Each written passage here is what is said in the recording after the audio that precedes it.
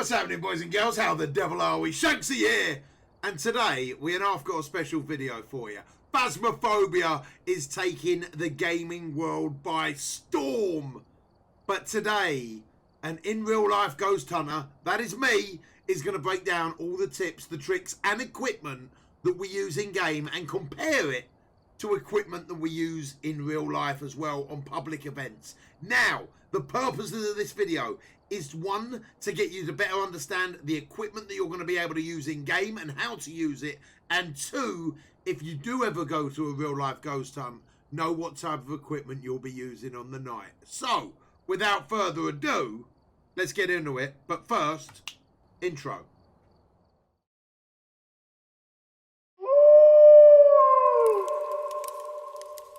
Alright then, boys and girls, here we are. We are in the game and we have got all of this equipment that we are going to be able to use throughout the course of our investigations. And many of these items I've actually got to my left hand side, which I'm going to show you in just a second. Now, I've actually borrowed this whole kit, or this whole pieces of equipment off my missus who runs Twilight Ghost Hunts. I'm going to leave the link down below to the website and to the Instagram down below if you guys want to check out any investigations for yourself. We are going to be going over all the equipment in the game, and if I've got it to my left hand side, I'm going to show you it in real life and talk you through what type of things you would do with this. But before we get into this, guys, the biggest bit of equipment in the game and in a real life investigation is you. Say what, Shanks? What are you talking about? Yes, that is right. It is you. It is going to be you calling out, asking for something to happen, speaking to the spirit. It's going to be your energy that gets things going. So in the game, it's very, very important that you've got your mic working so it can detect when you're talking to the spirit box or asking for a sign, asking it to show themselves. Now, in a real life investigation, many times you're trying to commune with the spirits of the land, the building, anything like that. And to be honest, guys, you wouldn't want to be rude. You don't want to walk in there screaming, shouting, swearing, all that type of thing. Because not being funny, just like in real life, people wouldn't want to talk to you. So, when you go into a real investigation, you're going to be approaching things with a lot more respect, a lot more decorum than what we will do in this game. Now, in this game, we want things to happen. We want things to get thrown. We want the spirit to attack us. All that type of stuff. So we're going to be calling out in a very different way to how we would in a genuine investigation. But the very, very strong mechanic is being able to call out, sitting there in a dark room, asking for something to happen, is genuinely what you're going to do in real life or on this game, right? You are going to be asking for things. And when you first do it, I'll put my hands up, you feel like a bit of a nutter, right? But the more you do it, the more comfortable you become with it. And fingers crossed, touch wood, the more things start to happen. So, that is the first bit of equipment that's not covered in any of the Wikipedia or anything like that. First bit of information, your first main bit of equipment is you. Then, what is our second bit of equipment? Well, it's very, very simple, guys and girls. It is going to be the candles. The candles are down here. Now, for a candle to work, you're going to have a lighter with it. And if you are playing normally, you will press F to light it, providing you have that lighter on you. And then it stays lit, baby. Now, unfortunately, at this point in time in the game, it is not something that you can place down. You've got to type of throw it down and hope for the best. So the best way to do it is to aim up. So more likely than not always, more likely than not, it will actually stand up. So a candle as well can be used in real events. It's very much a safer light for your eyes, right? So if you're doing something like a Ouija board session or something like that, you don't want someone's glaring torch in your eyes all the time, because it type of knocks you out of focus. You shine it right in someone's face, all of a sudden they're seeing orbs for the next 10 minutes or so. So a candle's a much softer light. To be honest, not used on public events very often for fire safety reasons and whatnot. Public liability insurance and all that plays havoc with it. But a candle is a great shout. Now, in the game, if you're going to be using a candle, you want to be using a candle ideally in the haunting room, or if you want to light your way back from the actual haunting room. The reason why is if the lights do go out, if the ghost does attack, they cannot turn the candles out. They will it's not affected by the power. So the candles are actually a really nice source of light that you can have in the game that the ghost cannot turn out. Now, it is worth noting they are going to start putting that down as a placement object rather than a throw-in object, and that's really good as well. You can also find candles on certain locations that if you have brought a lighter with you, you can light them as well. Although typically the ones that you bring with you, the ones that you buy for 15 bucks a pop, actually give out a little bit more light. So it's probably worth having at least one or two in your kit. Now, next up, alphabetically that is, in our arsenal, we have got a crucifix, very much like the one that I'm holding here. This one was actually purchased by my missus over in Venice. And this particular design, I believe, she'll be able to tell you more about it in the comments below. But this particular design was actually made for warding off evil spirits. Now, on a public event, personally, I'm not a believer, so I would use them as a trigger object to try and get something to happen and maybe hang them up. See if we can get movement, see if they can be moved at all. So I would use them as a trigger object. But if you do have someone that is a lot more religious, they can hang on to that for a little bit of safety, a little bit of personal protection, or just to have in the room if they're feeling a bit of a bad way about the particular investigation. So the crucifix is definitely used on many, many public events. Now, this particular crucifix in game, however, is a little bit different, right? So the crucifix has a range of 3 meters. You need to place in the room where the spirit spawns. If you are in that room of 3 meters within that radius, it will stop a hunting process. 5 meters if it's a banshee, because they've got a particular fear for the crucifix. So if you know, for example, it's in a really small room, it's very easy to drop it on the floor, and that's going to probably cover 3 meters. But the ghost can wander out a little bit, and they need to be basically not to be able to spawn within that. Every crucifix in game has 2 charges, and that can protect you for 2 different hunts. Well worth keeping an eye, guys. If the activity's starting to spike and all of a sudden that crucifix that you had on the floor ain't on the floor no more, you could be banging trouble. Next up, alphabetically, is your bog standard torch. Now, to be fair, I would normally recommend a bit of a bigger torch than this, and this one's a bit of a weird one. It's type of going to cover 2 of these things at once. In the game, this would be more like a UV flashlight. Now, if I turn that on there, I've got strobe green lighting. How mad is that, guys? Or we can have proper... Now, as I've got a green screen set up, you can see it type of fade everything out. So that's a green light, which would technically be a UV light in this game. The bog standard flashlight or the strong flashlight, I won't go into any further. Get yourself a strong flashlight, 50 bucks from the market. Well worth it. As far as the UV flashlight goes, make sure when you are looking for fingerprints in the game, check light switches, check door handles, and check windows. You can find fingerprints on all of these different things. And if you see something move, when you take a picture of it, you may either get an interaction photo or a fingerprint photo. A fingerprint photo counts the same as if you see the fingerprints, and you don't need a UV light on it for the fingerprint to show up. So, on a public event, pretty much the same, right? It's a flashlight, it's a flashlight, it's a flashlight. Moving on. So, next up is a ghost book. Now, in a public event, this would actually be automatic writing, right? What you would do is set it up very much like a Ouija board, but have the planchette on top of a table and then paper underneath. Now, the theory behind it then is everyone puts their finger on the planchette, and what you will end up getting is a pen just going very so slightly off the edge of the paper. Then what the theory is, when the spirit comes forward to talk, it's going to push down on the pen and help move the planchette around, and you should be able to get some type of coherent word on it. Now, this isn't the case with the book in the game. The book in the game is very different. You're able to just whack it down in the middle of a room and they can write on it. Now, at this point in time, there is no forced mechanic to get the book writing on. There's not a command, there's not a voice command or anything like that. The book can be written on face up, face down, in your hand, while holding the lot. This thing can be used all the time. Now, you can place it down with F, or you can throw it down with G, and as I say, even if it's face down, you might not be able to see if it's been written on, but the ghost can still write on it at this point in time. Next up is the most useless item in the game. It's a glow stick. You crack it, it lights up a tiny amount of area. It can be pretty handy to see footprints. In a large location, in a public event, I've only had to use these twice where they were massive locations. One I was meant to be in, one I wasn't. and we had to use glow sticks on the one that I wasn't, definitely, because it was an absolute maze. As far as the items in game, they can be quite useful in Asylum if you're trying to work your way out, and they can be quite useful to see footprints. That is about it. Save you 15 bucks.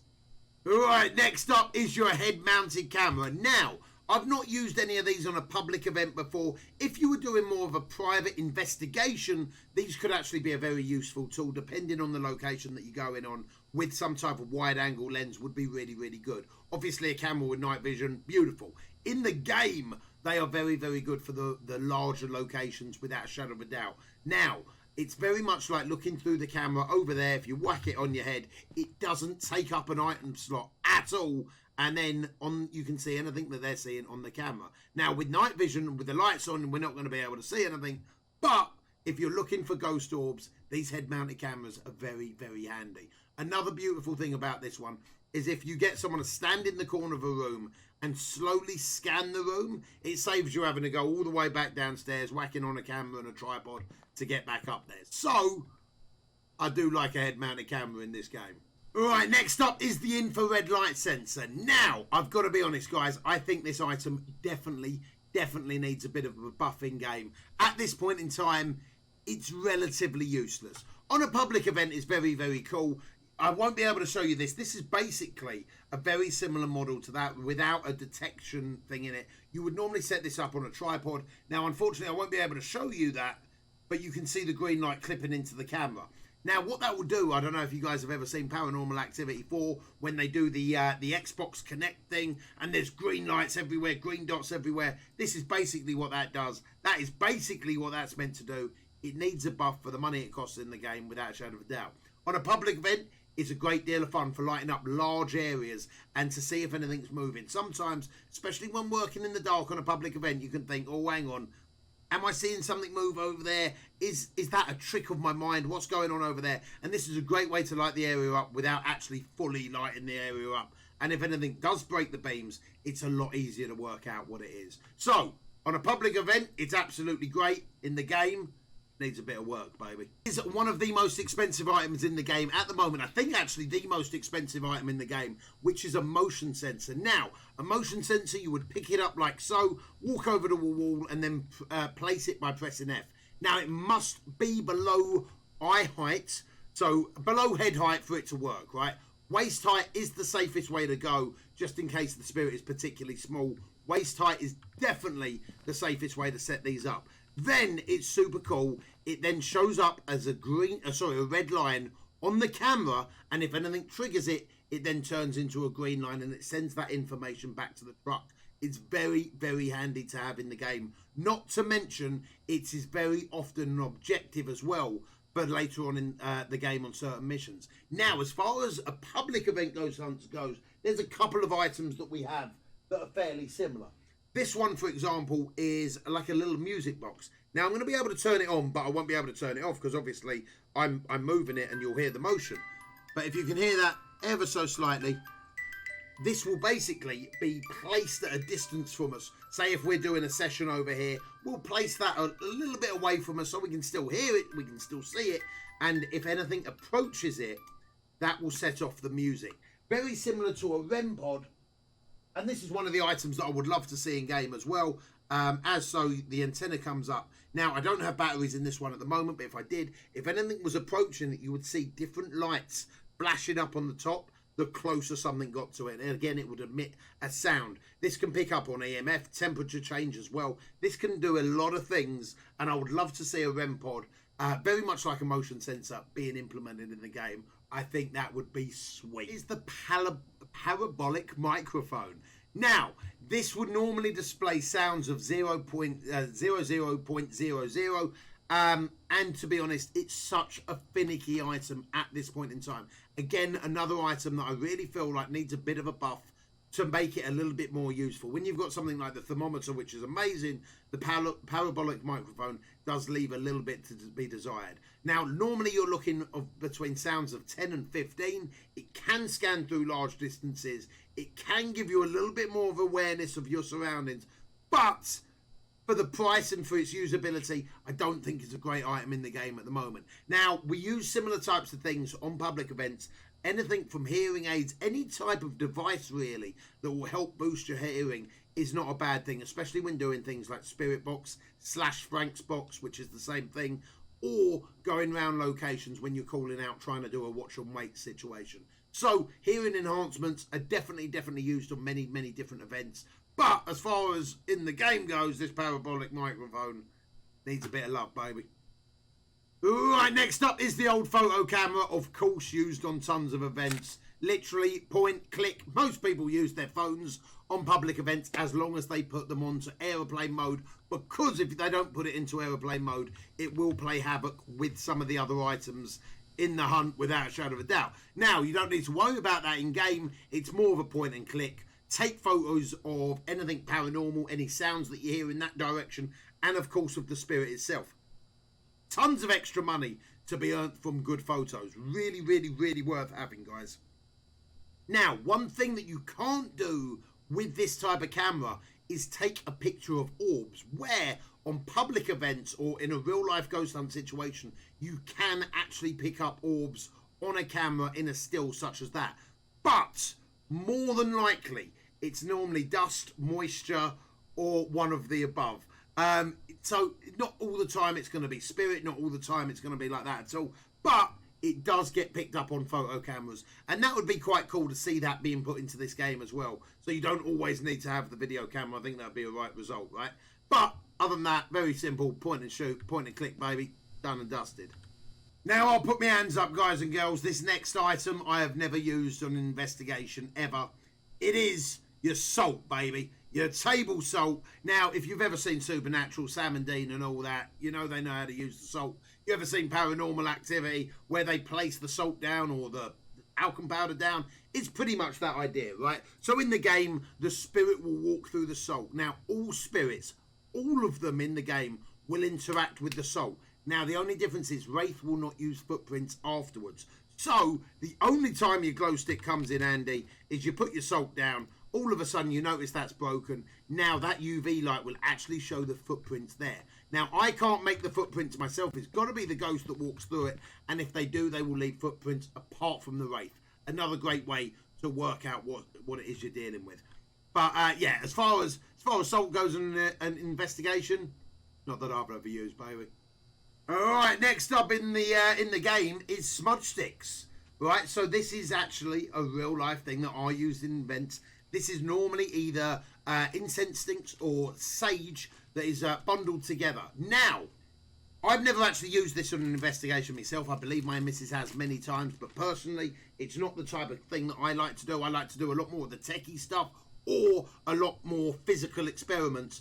And I've not really gone down the spiritual aspect of it too much, but my missus swears by it.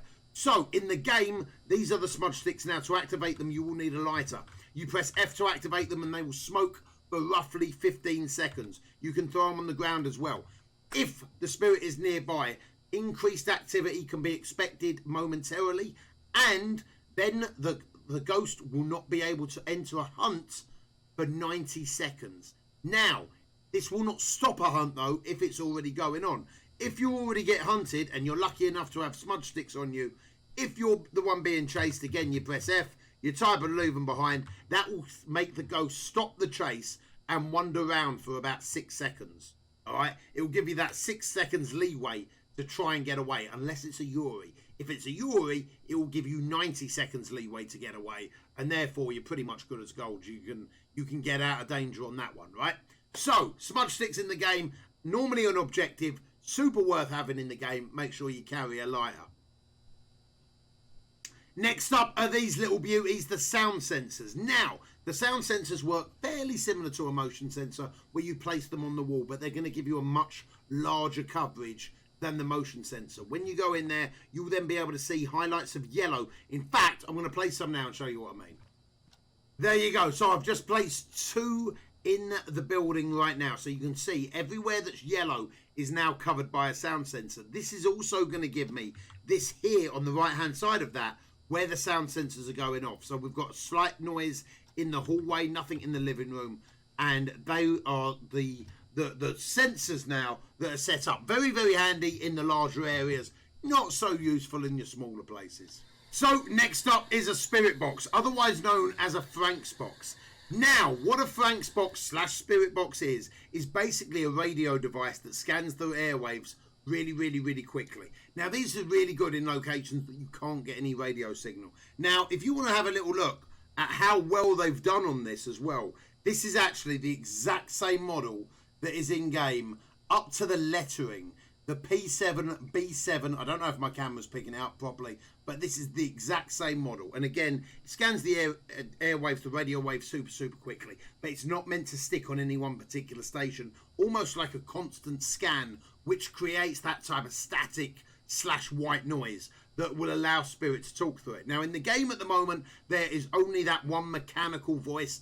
And there's lots of different things that you can say to the spirit box, though, to make it interact. In my opinion, it's one of the main bits of equipment in this game, without a shadow of a doubt, as it is in a lot of professional events as well. In a lot of public events, we use this quite often. You will at least do one vigil with a member of the team using a spirit box at one point or another. Definitely. Great bit of kit. And also, if you guys would like me to delve in deeper into the spirit box in a different video, let me know down below, and I will literally go through every possible question and things like that that you can answer in a future video, because there's a lot to this spirit box in this game. Right, next up is probably the strongest item in the game at this point in time, is the thermometer. Now, the thermometer in a real life investigation, I've actually got one identical to that. I have no idea where I've left it, but this one as well is pretty much the same thing, right? It's a point and shoot situation where it will literally let you know what the temperature is on the area that you're shooting. Now, where this differs a little bit in the game is you don't need to keep on re-clicking it or re-pointing it. It will give you a continuous scan that updates every few seconds, as opposed to this one will actually need to be a point and shoot, and then you'll get a temperature reading on it. Now, it's worth noting on a public event, you're looking for noticeable changes within the same room. And then you're going to be able to exclude things like drafts or doors open and things like that. You're looking for a real big temperature drop. Now, in the game, you're looking for anything below 3C. So it's got an error bar of up to 2. So if it is below 3C, doesn't need to be negative, it just needs to be below 3. And that is classified as a freezing temperature in the game. And that is part of your first clue for whatever that particular ghost is. This is a great, in my opinion, probably the most important item in the game at this point, and is probably a bit too strong for helping you work out where the ghost room is. Possibly may need a nerf. But if you can literally only afford one item for your second ever hunt, get that bad boy. Now, last but not least, I'm going to kill off 2 items at the same time. It is the video camera and the tripod. Now, the best way to do this, guys, is to put the camera on the tripod first. Pick the camera up by pressing E, place it on the tripod by pressing F, and then picking up the whole tripod by pressing E, and then setting it down. Miles easier. Make sure that's green, and then you can go over here and have a little look out the van and have a look through that particular camera. Very worth investing in the tripod for the camera, in my opinion. Being able to place it in every far corner of the room to give you that wide angle lens to see if there's any spirit orbs in there, once you know what the room is well and truly worth it. You can also, if they're already equipped, as you can see, I can carry a torch, 2 spirit boxes. In fact, let's pick up a thermometer, a torch, and a spirit box. I'll put the spirit box down, and I can still pick up the tripod and the camera as one item, as opposed to building them separately inside there. Well worth doing, guys. It really is. Now, that is up for all the items. The only other item left in here is your sanity pills. Now, I hate to break it to you, boys and girls. There's no such thing in real life. All right? I know. Shocking. But there is no such thing as real life as sanity pills, unfortunately. Now, your sanity is over here. Your sanity can always be monitored from inside the van at different spirits, different entities will have a chance to haunt you depending on how low your sanity drops. If you're interested in this, guys, I can do a whole nother video on that as well, about sanity and demon multipliers and spirit multipliers for triggering the hunt. But as far as an item in game goes, they're well worth having a couple of spare ones. Not letting your sanity drop too far, and then not getting hunted quite as frequently. Well worth having it. So there you have it, boys and girls. Cool, bloody hell, I didn't realise how many items there were going to be in game. It took miles longer than expected. But there you have it, a total breakdown of items in real life and in the game. Now, in my opinion, these guys have done a phenomenal job on even like the breakdown of the spirit box, and the way that they've done the spirit box in game is identical to how they are. I absolutely love it. They put a great deal of thought into all of these items, and all of these items pretty much are used on public and private investigations all over the place. So top marks from me. Thoroughly impressed, guys. That's going to be it for me today. I hope my breakdown has given you a better understanding of the items both in the game and in real life, and hopefully I'll either see you in a game of Phasmophobia real soon or on an event, and I'll all those links are down below. So that is it for me today. Discord links are down below, live stream links are down below, all that type of good stuff. And if you guys want any other Phasmophobia information or any other information on real life ghost hunts as well, let me know down in the comments below, guys, and I will do my best to get a video out as soon as humanly possible. But until next time, boys and girls, be smart, be strong, be safe, and I'll see you on the flip side. You take it easy.